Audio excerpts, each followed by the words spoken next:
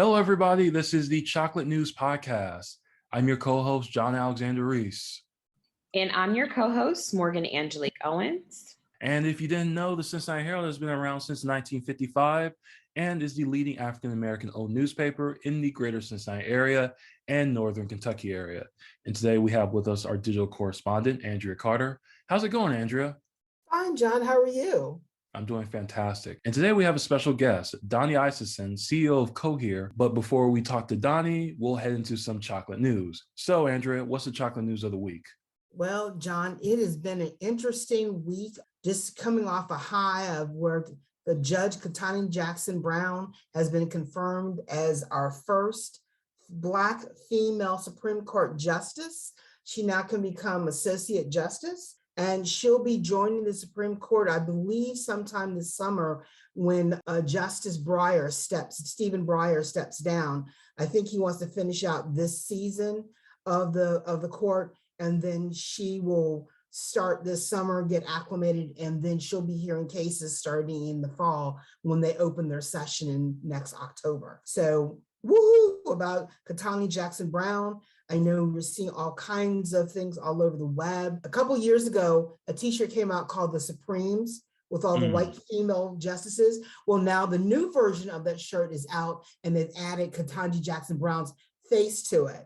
So I'm very excited. I've got two versions of it coming and I can't wait to wear them. Woo-hoo! I'm so happy. I know, that's so awesome. I love it. I think that, there are other speculative articles around talking about she might be the last one regarding to help support democracy, some other stuff that's been going on speculative about how the court is getting harder to change the court.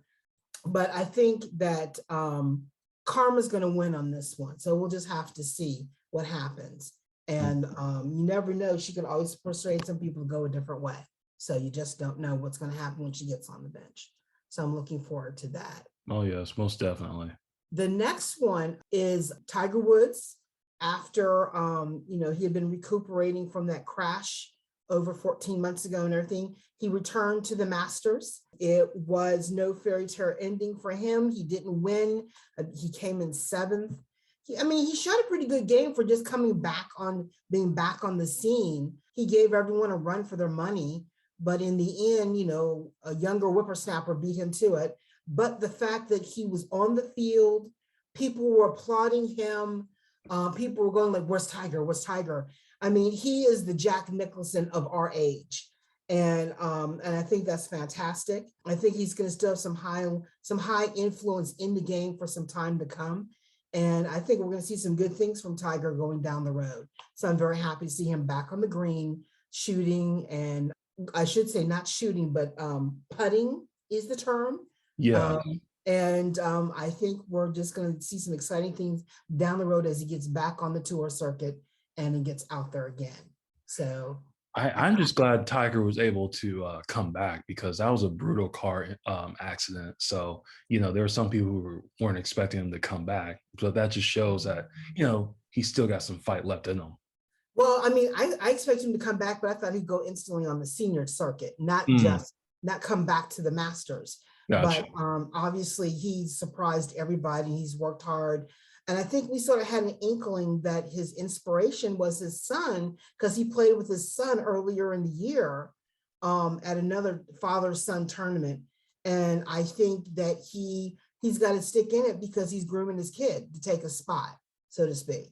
So we'll just have to see what he does with his kid and playing. I'm looking forward to it. Yes, me too. Another opening this week it's baseball season. The Reds are back. Yep, the big red machine. The big red machine's back, but everyone is hopeful. I've been hearing about this new pitcher that they have, and I believe the new pitcher's name is India. It was Hunter Green. Hunter Green, that's it. That's his name. Yes, it wasn't Jonathan India, it was Hunter Green. Well, I've been hearing about India too, I guess. Well, they say, he's an infielder. I don't know which position though, but it's Hunter Green because he made his MLB debut. I think in the first game when it was against the Braves. I think the Big Red Machine, the brilliance of the Big Red Machine back in the 70s, it wasn't just based on one player. There were awesome players. There were like 5 to 6 awesome players that worked well together that took the Reds to the World Series. And very slowly they've lost that, and they're very slowly getting it back. So I'm hoping this year they have a sense of the Big Red Machine again to do something. And but also, you know, with the home opener, it was the unofficial Cincinnati holiday, the opening day parade. Everyone was down there. It was a swarm of red and white down along the parade route from OTR through Fountain Square down to the stadium. It was unbelievable. Everyone, it was not knee deep. It was 3, 4, 5 times deep. Folks were coming out of the woodwork to see the Reds and everyone in it. I mean, all over Facebook, you see pictures, everyone, even the mayor was there. He just released a video talking about the opening day parade and everyone getting back. There were a few people on the side saying, well, we all still got to be careful. It's still a pandemic. Yeah, but that's true. I mean, we're still in it, but you know what? Everyone's living with it. And all I can say is have masks, will carry, and have fun. So, yeah, exactly. But I'm just happy to see a Cincinnati tradition return. I'm happy to see the Reds play, and I'm hoping for the best. Just means I'm gonna have to watch some more baseball on TV and maybe try to get to a game or two down the road. Oh yeah, definitely. I'm looking for, and you know, I saw folks in swag as old as time, and they're very excited. Met a woman yesterday who had on a red shirt. I mean, it was old, old red shirt. I mean, there were cracks in it, but she was proudly wearing her Reds. And she said, you know, I have a good feeling about this year. And I was like, okay, I'm gonna have to go get some swag because everyone's saying about this year. So okay, all right. I have to do that because I got bingo stuff galore. I got some UC stuff galore, but you know, to show my support, I'm gonna have to get new Red stuff. So I'm gonna have to do that. So I'm very, very excited that, you know, Cincinnati got to showcase their downtown once again on the air and everyone got to enjoy it. So gotcha. Yeah, it's fantastic. I'm very happy about that. Yep, go Reds. Go Reds. Unfortunately, we're going to have to end the chocolate news on a sad note and a healthy note. I'm going to put it this way. First, the city of Philadelphia has restored their indoor mask mandate because they're seeing cases rise again because that new variant is taking shape in the US. It's not hitting us like it did in Europe, but again, everyone's saying wait 2 weeks and see what happens. So basically, it's a good sense that watch what Philadelphia is doing. We're going to have to be careful. Keep your mask close. When you feel uncomfortable, put a mask on. When you don't feel uncomfortable, just play it by ear, but be careful. We're still in a pandemic scenario.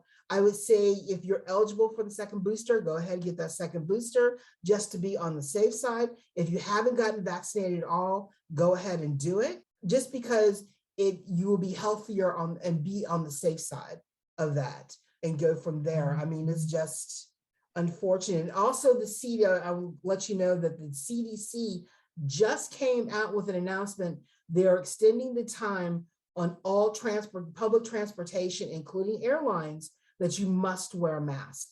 So the mask mandate, at least on public transportation and in the air, it remains for right now. So just be aware that if you're getting on plane, train, bus, just be aware that you're going to need a mask. Just to be on the safe side for now. Yeah, you know, I can understand that. But it's, you know, everyone's watching around the world as we sort of get back to normal and live with this. We're just going to have to take the new mandates, stick with them, and keep on going. Yeah, that's all you can do. That's all you can do. And I think it's a test to the human character and spirit that we can adapt. We don't like change. We hate change. But you know what? We're adapting pretty well. We're getting used to it. There's still some craziness out there, some misnomers about COVID and the vaccines. And my sister was telling me a crazy story about an anti-vaxxer the other day who believes the vaccine is spreading the virus and not people not taking the vaccine. I was like, oh Lord. that is, I was like, but you know, science, there was a reason why God made doctors Right. why they made people brilliant to develop these vaccines to keep us healthy. And I would just say, think for yourself, think about what's happening, and then at the end of the day, do what's true to you. And, for every action, there's a reaction. And that's all I can say. Yeah. I just know that I'm going to do what I need to do before all the mandates stop and all the free stuff stops and you can't get anyone to get charged. Because there's a lot of scams out there. Oh, when yeah. they charge you. Also, the last but not least, this is the sad news. The gunman is still at large in the shooting that took place in the Brooklyn subway yesterday in New York City. And they have identified the man. Well, I'm just looking at this right now. They're searching for a man called Frank R. James. He's a person of Frank R. interest. James. Yes. Yes. The gentleman is a 62-year-old man, and we don't know why he did what he did. It's sort of sad, unfortunate. It is. Frank R. James is a person, as you said. He's no longer a person of interest. He is the person that they're searching for. Okay, gotcha. That's the difference of what I heard before we started the podcast. Right. And unfortunately, he is a man who has released some videos talking about America. Well, I saw one of his videos on Reddit, and it was eye-opening, to say the least. The man is talking about racism, but he's also very racist himself, which is interesting. He definitely has some sort of mental issues. I at least from what I've seen. And he's Black. Yeah, I know. Which is another issue. But you know what? As one person used to tell me when I was a police reporter, crazy is just not limited to one race. That's true. And racism is not just equal to one race, even though one race does it a lot harsher than others. Right. I'll put it like this, not racism, bias. We all have bias in us. Yes. Yeah. But there has been one majority who has taken racism to an nth level, right? Which we're still reaping the effects of it to this day, unfortunately. Right. Yes. Even though we have made many strides towards diversity and to fight against discrimination and bullying and things like that. It's unfortunate, but it's again where we've had mass shootings of young white men. We've also had mass shootings of Black men. Mm-hmm. Not as great as white men, but they're few and far between. So crazy is just not limited to one race, right? Which is unfortunate. And I think it is. But unfortunately, I think this is also a testament of how America has not dealt with mental health effectively. When they made changes to, eliminating, at least in Ohio, eliminating the mental health facilities. Yeah, didn't Reagan do that? I think Reagan did do that. Yeah.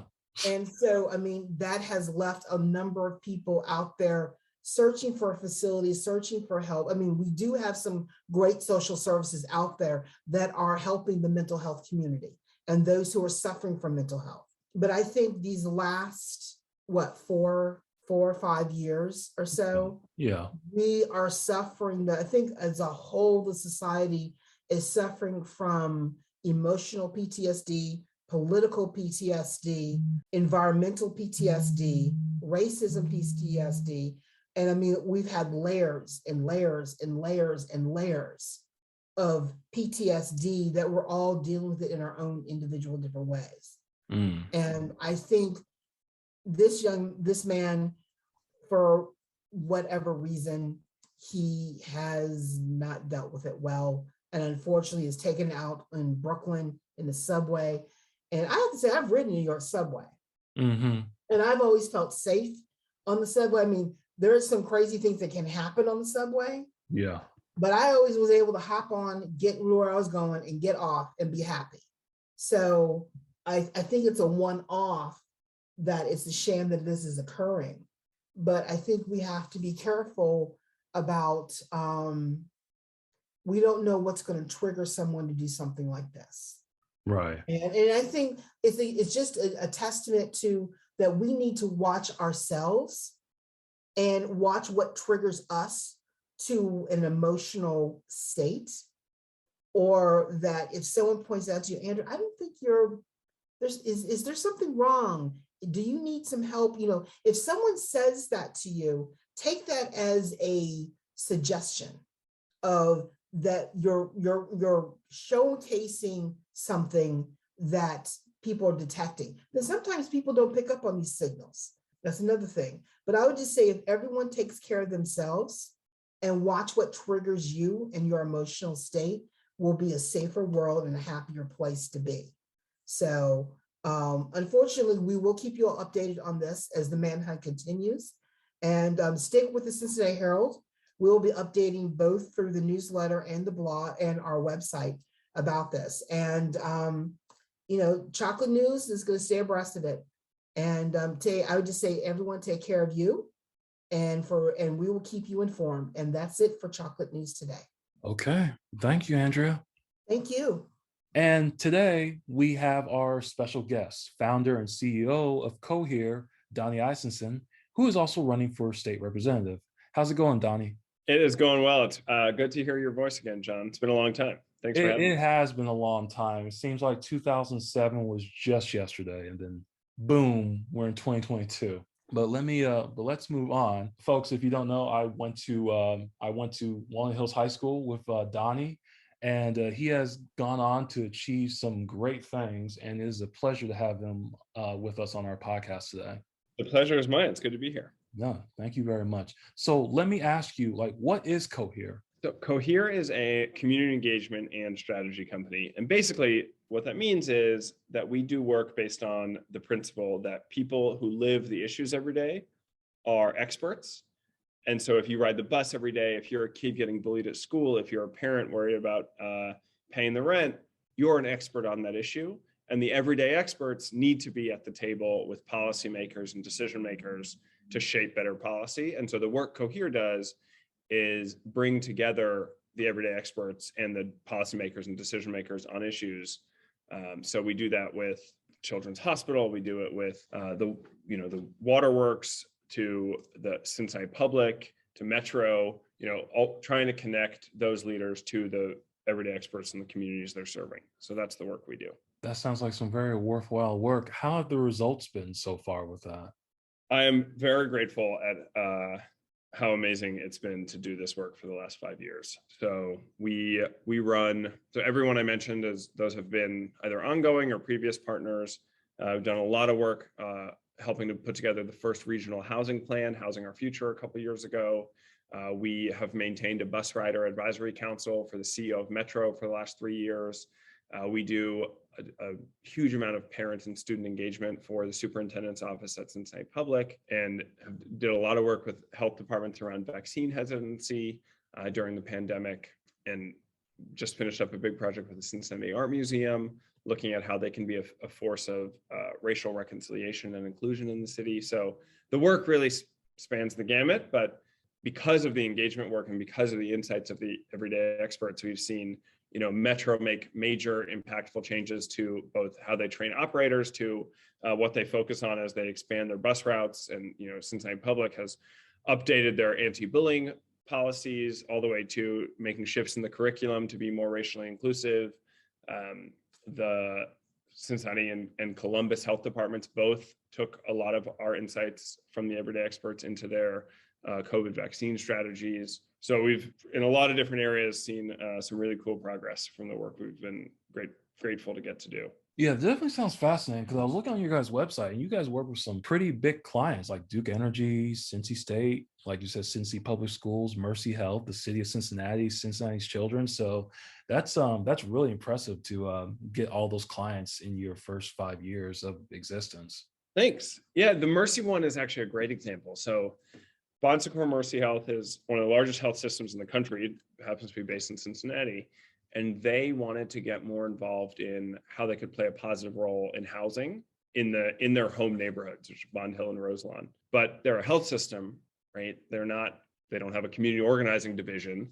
And so they partner with us to really hear from residents of those neighborhoods about what would make an impact on their lives when it comes to housing security. And what we heard was people wanted help preventing evictions before the evictions are filed, right? When they're at risk of eviction, not once, because once the eviction's filed, it's a much more expensive and time-consuming legal process. Right. But if you could prevent the eviction from getting filed in the first place, you could save both a lot of money and headache and heartache. And so we partnered with Mercy to both get those insights. And then it was, and this is to their credit, when the pandemic hit, Mercy allocated a few $100,000 just to help prevent evictions before they're filed in Bond Hill and Roselawn for renters in those neighborhoods. And the results were really powerful. They did a study looking at how many evictions happened in nearby neighborhoods. And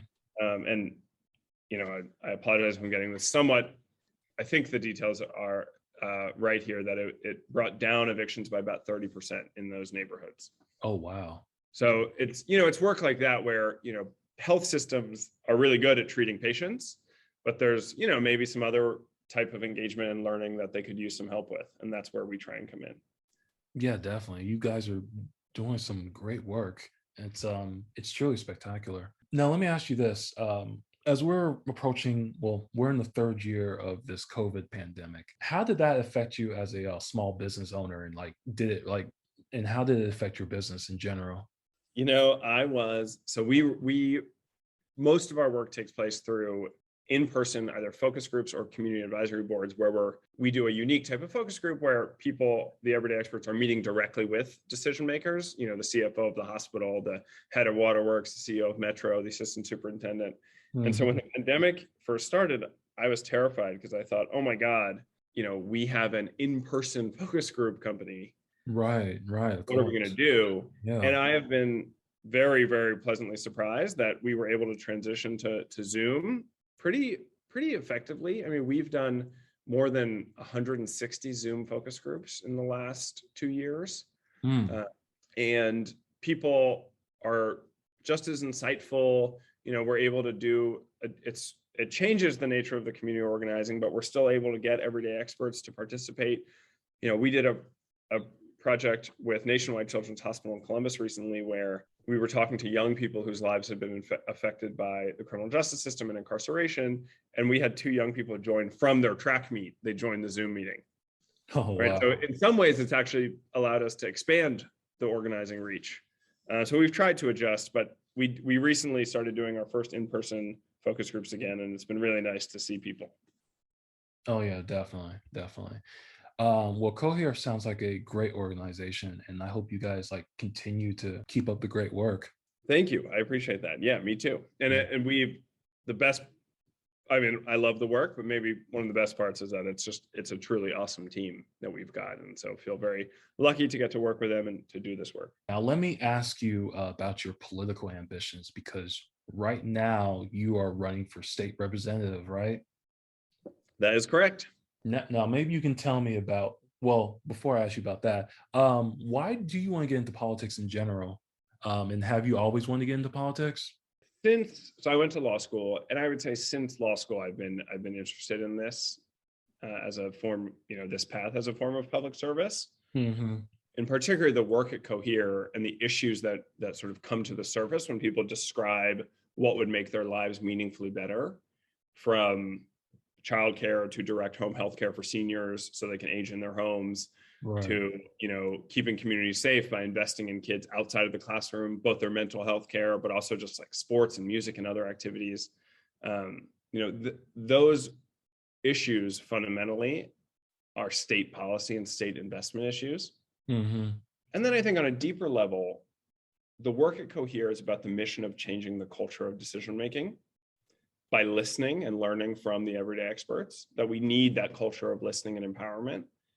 And gosh, I can't think of any space in society that needs a culture change towards listening, respect, and empowerment more than politics.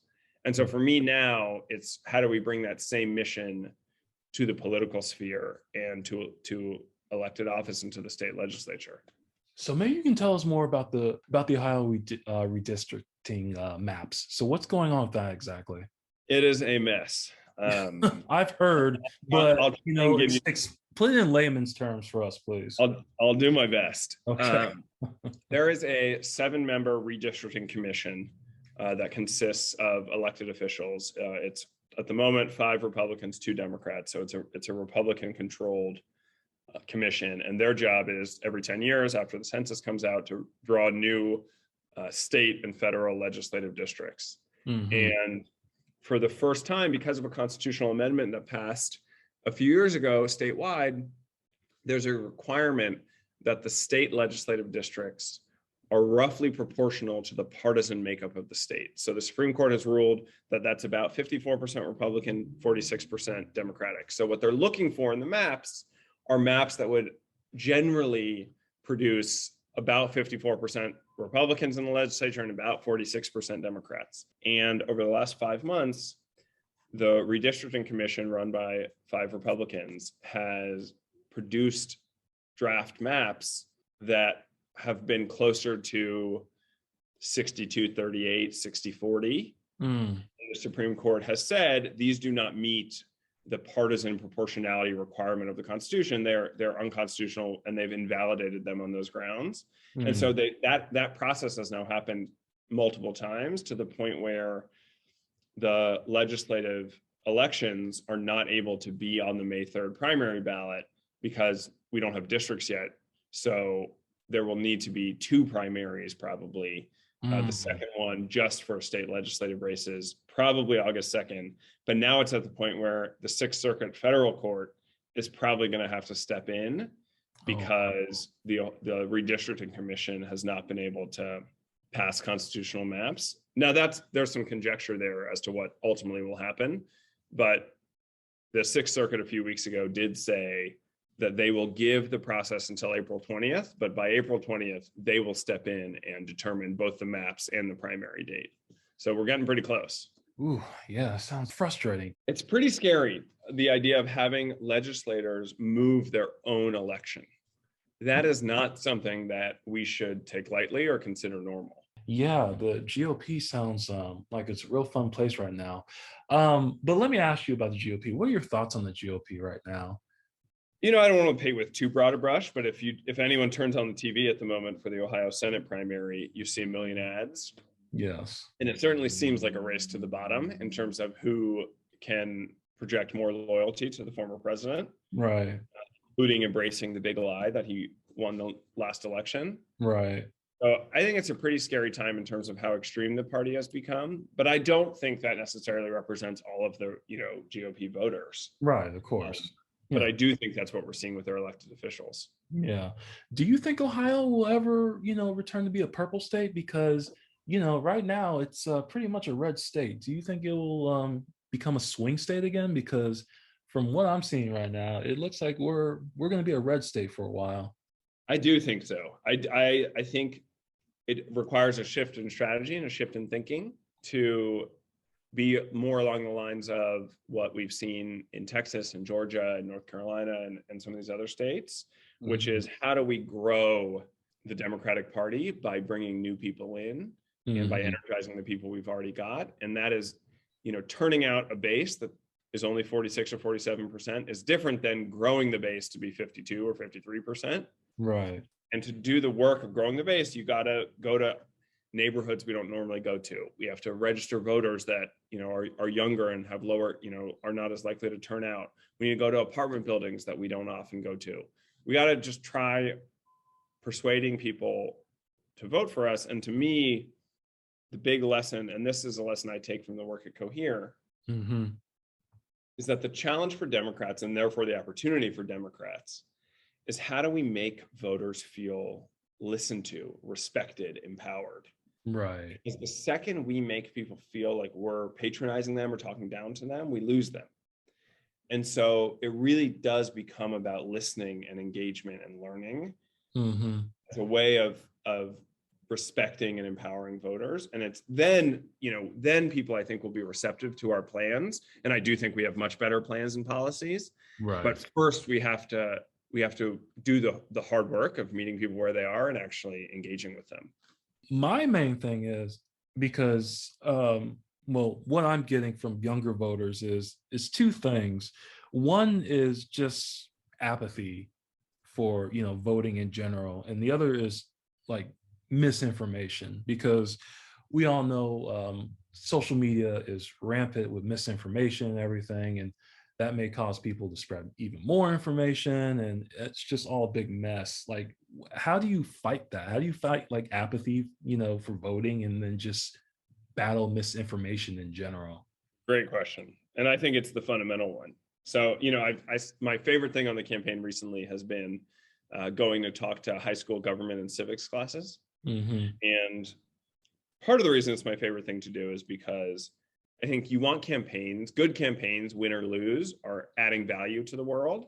And it's inherently a positive thing to go talk to young people, to engage them in the process of government and elections. But the question I start off with when I talk to these classes is, how many people in here are feeling hopeful about politics versus cynical about the role politics can play in making lives better? And overwhelmingly, I'm talking 90, 95, 100% of the time, all the hands go up for cynical. And these are 17 and 18-year-olds. And what I tell them is, I get why they're cynical about the world, about the country, about our state, but that 17 and 18-year-olds should not feel cynical. They should be idealistic and hopeful and feel like they can change the world. And we should not accept a situation where they are all so cynical about the role politics can play in improving people's lives. The mission is, how do we get them what they deserve, which is a politics that gives them some hope? And that to me is that's the work. The work is, how do you take people who are rightly cynical and give them something to feel hopeful about? And I think I don't have all the answers to that, but I think Cohear has shown me some of the potential paths, but I think that's the mission. And that's fundamentally why I'm running for state representative. Gotcha. Well, thank you, Dani. Thank you for taking time out of your busy schedule to talk with us. I greatly appreciate it. John, this has been so fun. It's great to get to chat with you again. Thank you. I know it's been amazing. Oh, but I'm sorry. One more thing. If people want to follow your campaign or follow you on social, like, where can they follow you at? Sure. So my campaign is votedani.com, VOTEDANI.com is the website. They can follow me on Twitter, on Instagram. It's just my name, Isaacsohn, or Dani Isaacsohn, DANIISAACSOHN. And would love to hear from them. So we are very active on all those platforms, so they can reach out by the website or through social. And we're out here. We're doing stuff. We're meeting people. So hopefully we see people around. Exactly. That's the main thing. Stay active. Get involved with politics. It's your future. It's like, vote. It's the most powerful thing you can do. Voting is one of the great things about being an American. You can vote. You can change things. So please use that power to vote, and vote for the right people. So once again, thanks, Dani, for joining us. And now we're going to switch it over to Morgan Angelique Owens, where she will align us with some beauty, lifestyle, and culture. So take it away, Morgan. Thank you, John. So today I have a guest on that's been on before, but we love to see her back. And we're talking some products that she actually sent me to try. So I want to welcome Ashley back on the podcast. Hey, Ashley. Hi, thanks for having me. Of course. So can you reintroduce yourself to the audience again? Yeah, so I'm Ashley. I am a board certified nurse practitioner. I have been in healthcare for almost a decade. I recently opened up my own mental and medical spa where I focus on the brain and the body. I do services and I have products as well. Perfect. So tell me about these drops that you sent me. So those are the THC-free CBD drops. They're oil. They help with mood, anxiety, depression. They help with sleep and just overall relaxation. So who would be like the ideal person to take these, and what, like you said, what would they take them for? So the ideal person is someone who struggles with kind of like unwinding after a long day, or having kind of like the stressors throughout the day to where, you just kind of need a little bit of something to kind of bring you back. That the drops can be taken throughout the day, or they can be taken at night. But for those that suffer from like anxiety, mild depression, they're great for that because they are like a mood elevator. So they help with that. I know as an entrepreneur that I often have trouble sleeping. So taking something like this is super great for me. But can you kind of like misspell the myths about how, you know, CBD, like people are getting high? Like what's the difference between CBD and other products for the audience? So my CBD products, they are THC free. The CBD is what causes the like relaxation portion. The THC is what actually gets you high. So the products are not made with THC. You can obviously buy products that are, but my products do not have the THC portion from the plant. So it's separate. Thank you for that. And so are they like, what age would you start like recommending it for? I know I've seen some like CBD products for pets. So who especially should be taking this, just so everyone's clear? At my practice, I treat 18 years of age and up. So I recommend 18 and up. That's usually where I start. I know they make, you know, child doses and stuff like that, but I don't dose children. I just do adults. So 18 and up for me. Okay, thank you for that. And I know since, you know, we talk a lot about beauty, you know, what are some benefits of CBD in the beauty realm? So mainly the biggest thing, it helps with kind of like calming down the skin. So people with acne, it can kind of help with that. Having, you know, flare-ups and stuff like that, it pretty much helps with inflammation. So CBD is really good for that. We love that. Well, everyone make sure that you check out the article that I did for my own experience with these drops. Ashley, where can people find you if they want to purchase? So the drops right now are sold in store. You can call my business number and place your order, and I do delivery as well. So if you're from the Cincinnati area and you're not wanting to make the drive up, I can deliver the drops as well. Perfect. So how else can people find you? Can you tell us your website, your Instagram, and any other channel that you want to drop? Yes, my website is thishor.com, and the business Instagram is House of R Med Spa. All right. Well, thank you, Ashley. It's always a pleasure. Thank you. Thanks, Morgan. Well, everyone, that's it for today's show. Thanks, Andrea, for coming on and discussing all this good chocolate news. Thank you, John. And remember, folks, you can find more information about today's topics and past podcast episodes at www.thecincinnatiherald.com, the SESH newsletter, or on our social media.